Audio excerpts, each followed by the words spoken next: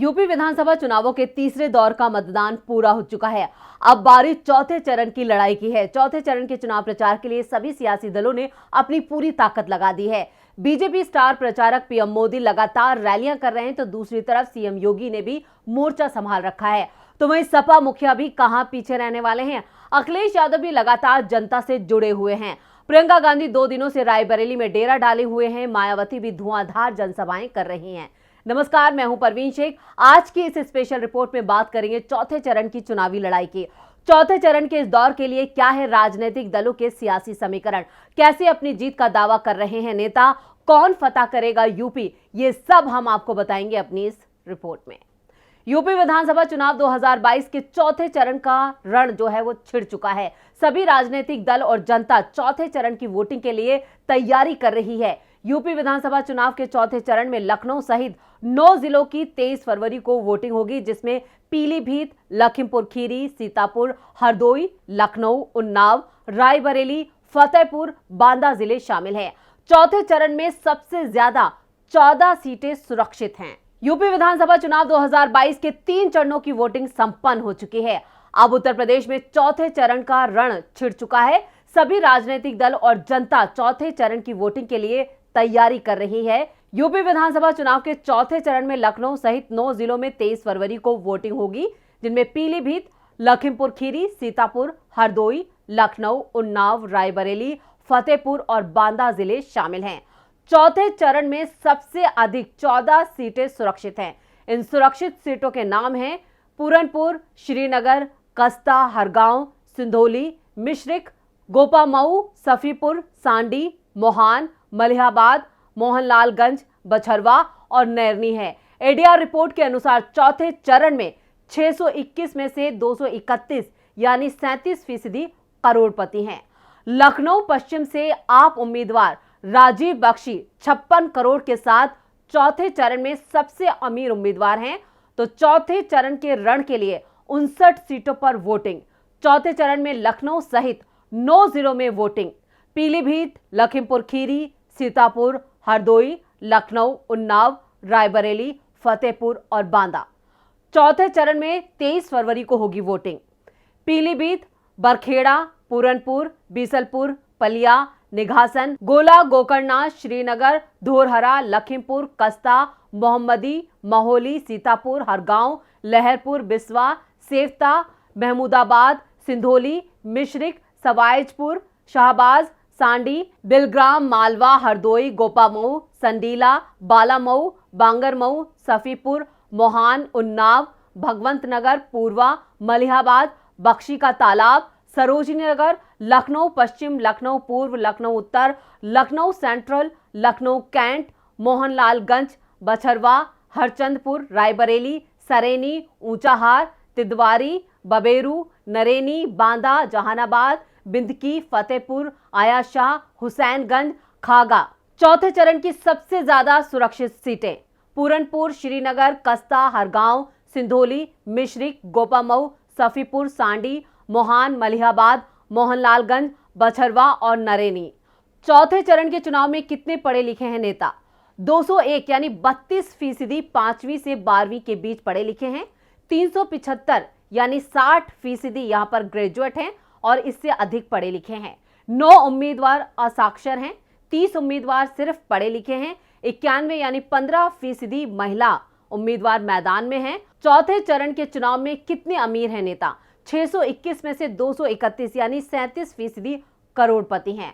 लखनऊ पश्चिम से आपके उम्मीदवार राजीव बख्शी 56 करोड़ के साथ पहले पायदान पर है। सीतापुर के मोहाली से सपा प्रत्याशी अनूप कुमार गुप्ता 52 करोड़ संपत्ति उन्होंने घोषित की है और वो दूसरे पायदान पर हैं। हरदोई से बीएसपी प्रत्याशी शोभित पाठक 34 करोड़ की संपत्ति के साथ तीसरे पायदान पर हैं। चौथे चरण के चुनाव में किस पार्टी ने कितने करोड़पति प्रत्याशी उतारे हैं? जी हां, बीजेपी ने 57 में से यहां पर 50 यानी 88% करोड़पति उम्मीदवार हैं, जबकि समाजवादी पार्टी में 57 में से 48 यानी 84% उम्मीदवार करोड़पति हैं और बीएसपी ने 59 में से 44 यानी 75% उम्मीदवार करोड़पति इस बार मैदान में उतारे हैं और कांग्रेस ने चौथे चरण के लिए 58 में से 28 यानी 48% और आप ने 45 में से 16 यानी 36%। चौथे चरण के चुनाव में किस पर कितने मामले दर्ज हैं?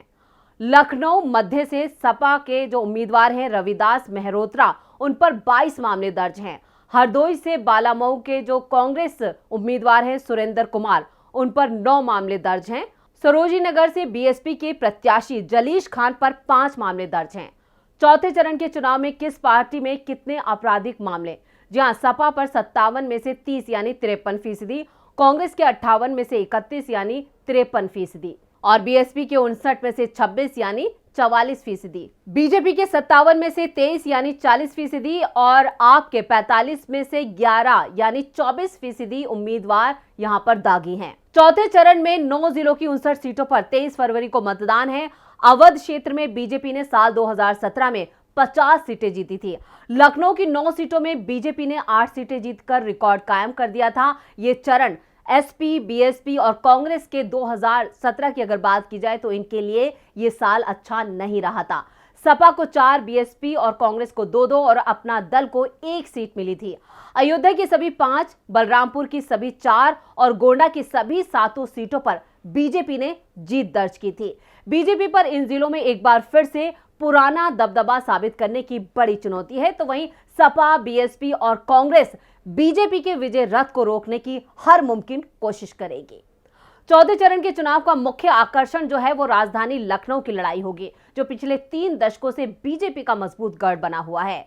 समाजवादी पार्टी लखीमपुर खीरी और पीलीभीत के तराई क्षेत्रों में अपनी संभावनाएं तलाशेगी, जो अवध में किसान मूवमेंट का मुख्य केंद्र है। इस इलाके में बीजेपी के जो वरुण गांधी और मेनका गांधी है, इन दोनों की जो बगावत है उसका सामना भी बीजेपी को करना है।